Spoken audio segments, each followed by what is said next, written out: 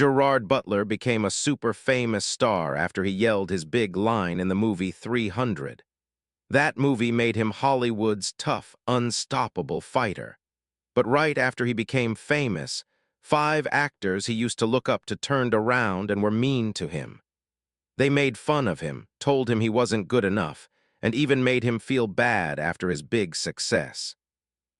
They were people he thought were his friends and great heroes, and their bad actions hurt him so much that he promised he would never work with them again. And when you hear the names of the people on his list, you will not believe who they are. Jamie Foxx, the one who hurt him the most.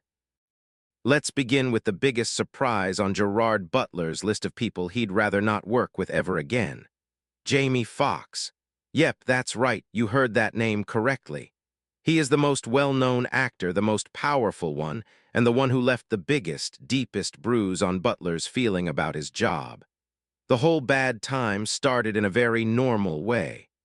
Butler signed up for a movie called Law-Abiding Citizen to be both the main actor and a boss, a producer. The main role, Clyde Shelton, was his idea. He had shaped the character and worked with the writers to make Clyde a confusing and sad character who did both good and bad things. Everything was ready to go until Jamie Foxx walked into the very first meeting about the movie. Foxx read the movie script, put it down on the table, looked at the boss people, and said a simple sentence that made the whole room completely silent. "I'm not going to play Clyde, I'll take the role of Nick." Just that one short sentence, and the entire movie got turned upside down right away. The movie company immediately told Butler he should switch roles. There was no chance to talk it over, no way to say no, just the strong power of a man who had won a fancy Oscar award and knew just how much power that gave him. Butler later told his helpers and friends in a private meeting that was closed off. "They told me it was still my movie, but all of a sudden it didn't feel like it belonged to me anymore." That line sounds calm, but anyone who works in movies can hear what he really meant. He felt like someone pushed him out of his own seat. And once they started filming the movie, things only got much, much worse. Butler noticed how Foxx was the star of every interview, every time they talked to the news, and every time the light shone on them. Their scenes together stopped feeling like they were working together and started feeling like a fight between two people. When the movie first came out, people who wrote reviews praised Foxx while Butler was just talked about as the guy playing the bad guy in his own movie. That's when being annoyed turned into being really angry and holding a grudge. And even today, they have never worked together again. And when someone talks about either of their names, the way they talk is anything but friendly. Zack Snyder, when success turned into a silent war. Have you ever seen two people make something amazing together only for one of them to secretly hate the other person for many, many years? That is exactly what happened between Gerard Butler and Zack Snyder, and the bad feeling is much uglier than the fans ever understood.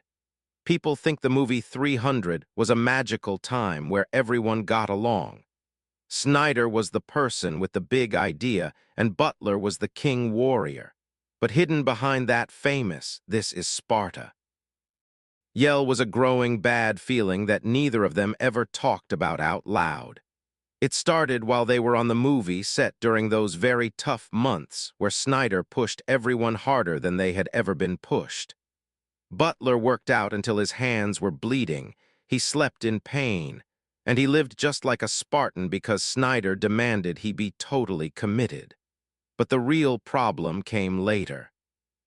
When 300 became a huge hit in 2006, Snyder was celebrated as a super smart person. Hollywood said he was the man who changed how action movies are made. Butler, on the other hand, was now known as the guy who just got lucky.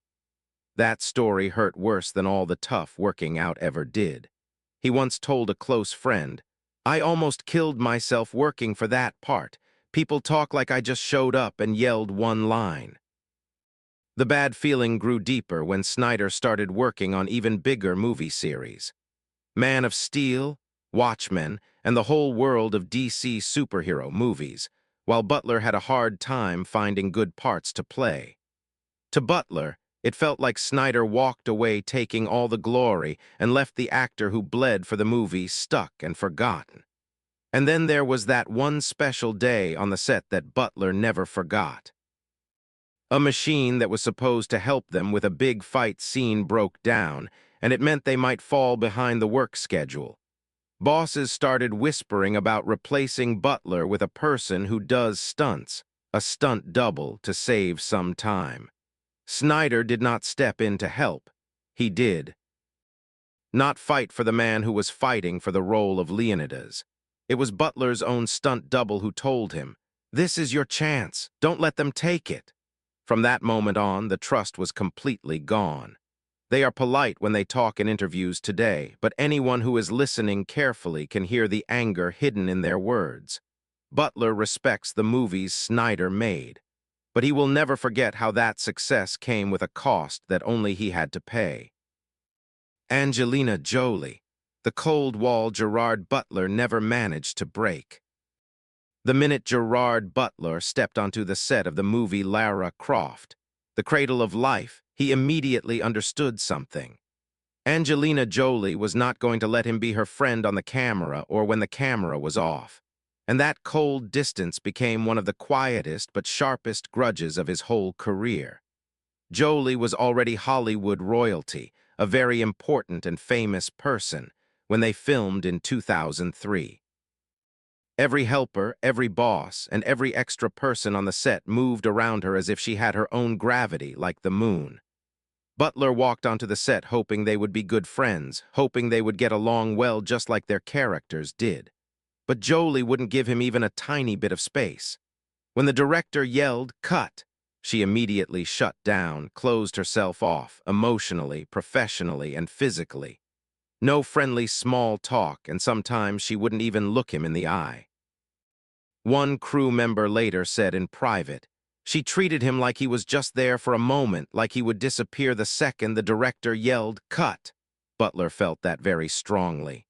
He is the type of actor who does better when he has a good connection with others. But Jolie acted like a big fortress, and the more she closed him out, the more the bad feeling grew. Years later, Butler tried to make a joke about it with a slightly rude comment. "I had to change my acting to be more like her style." He said it with a smile. But the people who heard it did not take it as a joke. Jolie's fans attacked him with mean comments. The movie studio took her side. All of a sudden, he looked like the guy who was taking a cheap shot at someone who had won an Oscar. Of course, that joke was not really a joke.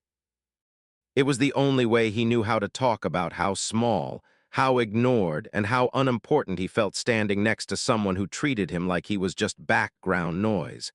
Their acting together on screen was super exciting and full of sparks. When the camera was off, it was completely freezing, and that ice never melted. They have not worked together since then. They have never shared a friendly word in interviews.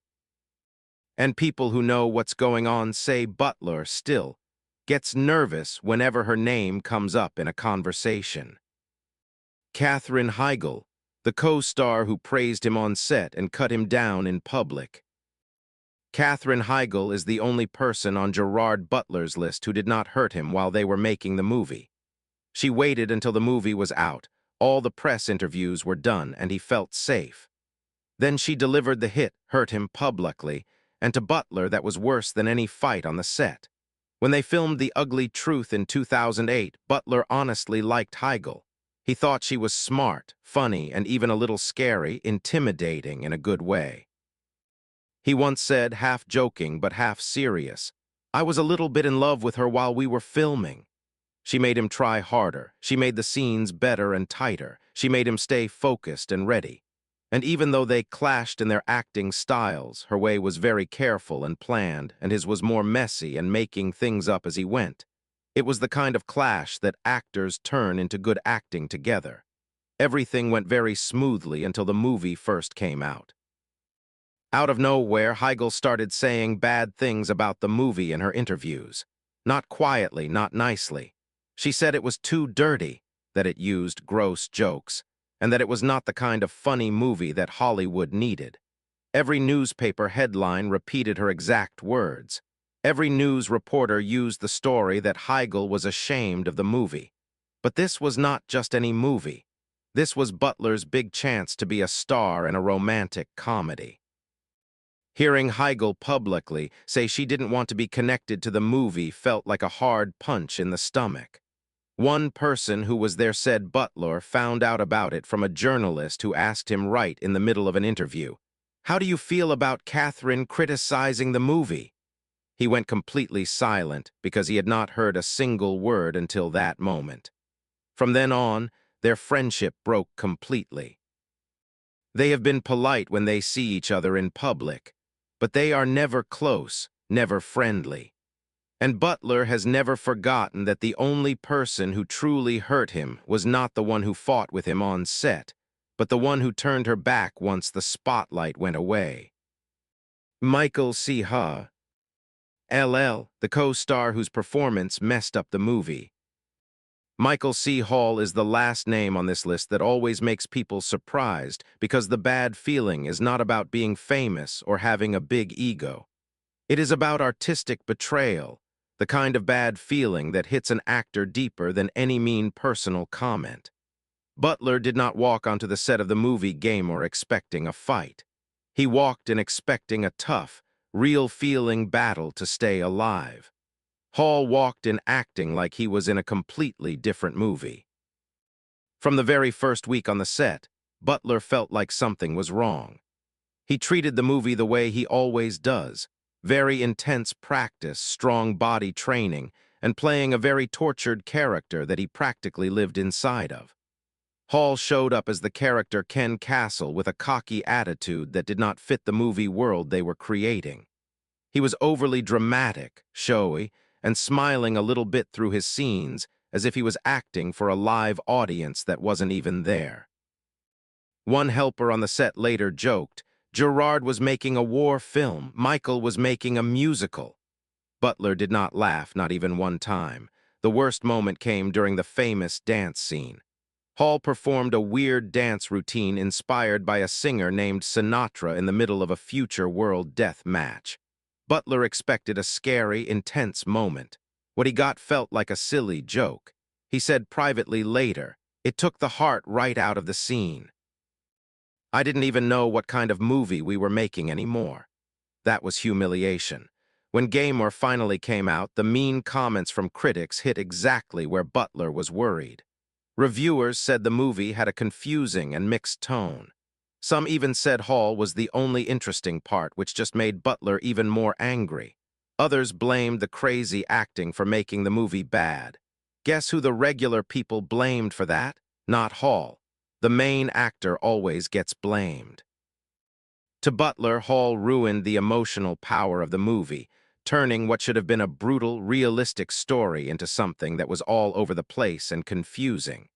They have never worked together again, and they have never even suggested that they would. So, now that you finally know the truth, which of these 5 names surprised you the most? And do you think Butler was right to cut them out of his life for good? Tell us what you think in the comments down below. Click the like button if this story was a big surprise to you, and don't forget to subscribe so you can hear more Hollywood stories that have never been told.